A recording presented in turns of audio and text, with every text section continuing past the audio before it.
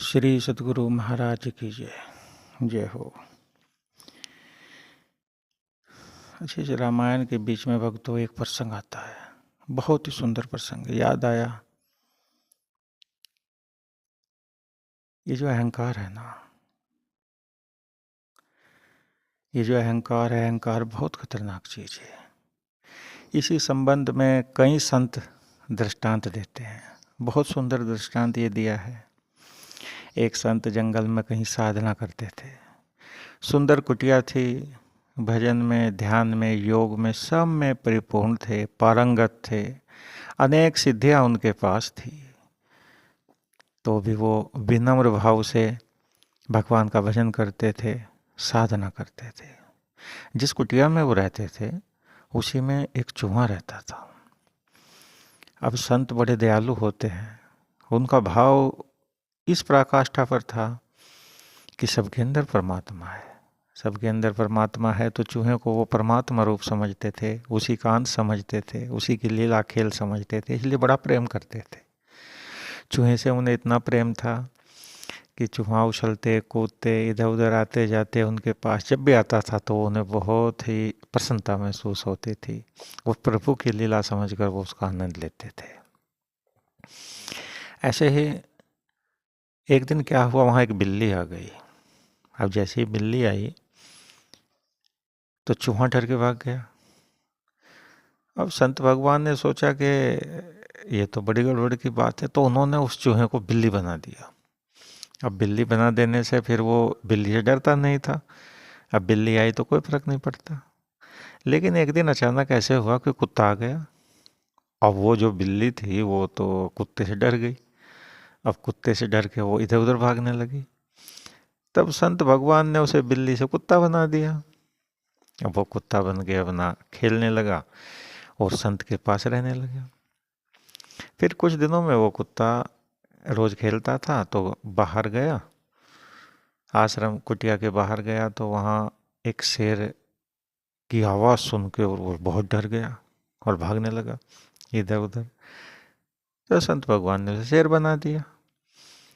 अब वो शेर बनने के बाद वो शेर संत भगवान के साथ में रहने लगा। अच्छे से प्रेम से दोनों रहते थे। संत भगवान के हृदय में तो केवल इतनी बात थी कि सब परमात्मा की लीला है। चूहे के अंदर जो चेतना है वही शेर के अंदर है, तो उन्हें ना उससे कोई डर था, ना भय था, ना अपनापन था, ना परायापन था। भगवान की लीला समझ के उसके साथ में खेलते रहते थे। एक दिन संत जी के पास में कुछ लोग मिलने के लिए आए। जो मिलने के लिए आए तो वो शेर को देखकर डर गए। अब संत जी ने कहा, अरे भाई डरते क्यों हो, ये शेर नहीं है, ये तो चूहा है। ये तो मैंने इसे चूहे से शेर बनाया है, इसलिए इसमें डरने की कोई बात नहीं है, तुम्हें नहीं खाएगा। तब वो जितने भक्त लोग आए थे पास में बैठकर सत्संग सुना, चले गए। लेकिन उस शेर के मन में आया, यार जब मैं शेर हूं तो मुझे चूहा क्यों बताया जा रहा है। अब मन में थोड़ी व्यथा पैदा हुई, लेकिन वो संत भगवान को कुछ कह नहीं पाए। अब कुछ दिनों के बाद फिर इसी प्रकार की कोई घटना घटी तो शेर को बड़ा क्रोध हुआ, अंदर से बड़ा क्रोध आया। उसके मन के अंदर ये बात आई कि क्यों ना मैं इन संत भगवान को ही खा जाऊं, जो मुझे शेर होते हुए भी चूहा बता रहे हैं।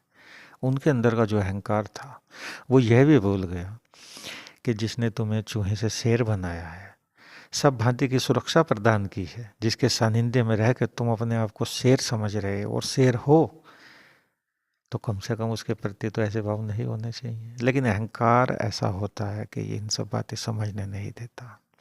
तो अहंकार के वशीभूत वो ऐसे समझ रहा था, लेकिन यह भूल गया कि जिस संत भगवान को ये सब बातें पता है तो उन्हें ये भी पता है कि अब तुम क्या करने जा रहे हो। जैसे ही संत भगवान को पता चला कि अब इसकी भावनाएं थोड़ा आक्रोशित हो गई हैं, अहंकार आ गया है, तब उन्होंने अपने योग बल से तुरंत उसे फिर चूहा बना दिया। अब जैसे ही वो चूहा बन गया, अब उसकी भावनाएं तो संत के प्रति पहले नहीं थी, अब संत की भावनाएं भी नहीं थी, तो ऐसे में उसे अपने कुटिया में रखना तो अब उचित नहीं था। जैसे ही वो चूहा बाहर निकला तो उसे बाज ले गया, उड़ता हुआ बाज आया और तुरंत उसे लेके चला गया। ऐसे ही साधकों के जीवन में ये सुंदर दृष्टांत बहुत ही अच्छा लगता है। अब कोई भी साधक यदि अपने गुरु से शिक्षा लेने के बाद, समाज से शिक्षा लेने के बाद, माता पिता से शिक्षा लेने के बाद, और फिर अपने आप को किसी भी रूप में उसमें अहंकार आ जाए, अब शिक्षा तो सब कहाँ से मिलती है, ज्ञान कहाँ से मिलता है? शास्त्रों से मिलता है, संतों से मिलता है, सत्संग से मिलता है, अध्यापक से मिलता है, माँ बाप परिवार से मिलता है, बड़े लोगों से मिलता है, प्रकृति की हर चीज़ सिखाती है।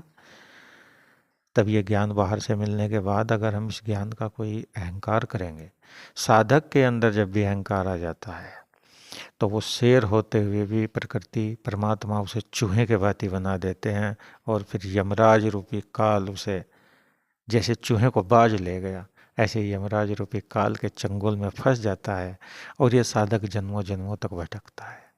इसलिए इस दृष्टांत के माध्यम से केवल इतनी ही बात कहने का यहाँ प्रयास किया गया है, अहंकार बहुत बुरी बला है। ये कब आ जाता है, कैसे आ जाता है? बहुत सूक्ष्म मार्ग से आता है। इसीलिए नित्य भजन, सुमिरन, ध्यान, प्रार्थना अवश्य होनी चाहिए। अगर ये सब छोड़ देंगे तो अहंकार कब आया, कब अपना स्थान जमा लिया, माया के अनेक विकार कब आए, कब साधक से भटक जाता है, कब पतन हो जाता है, पता भी नहीं चल पाता। इसलिए सज्जनों, बहुत ही विचार पूर्वक, विवेक पूर्वक सत्संग सुनना चाहिए, और उसके बाद थोड़ा समय ध्यान का जरूर निकालना चाहिए। ध्यान, भजन, भगवान के किसी भी नाम का जप, ये जीवन में जब तक स्थान नहीं होगा तब तक ये भटकता हुआ जीव न तो संसार में सुखी रह पाएगा और न संसार से जाने के बाद सुखी रह पाएगा। चाहे संसार की संपत्ति मिले या ना मिले, लेकिन सुख नहीं मिलेगा जब तक उसे अंदर से इस संतुष्टि नहीं होगी। और अंदर से संतुष्टि तभी होगी जब माया के विकारों से वो दूर रहेगा। भगवान की कृपा होगी तो इस लोक में भी वो धन धान्यपूर्ण सुखी जीवन जिएगा, और इस अगला जन्म अच्छा मिलेगा या मृत्यु के उपरांत किसी अच्छे लोक में जाएगा।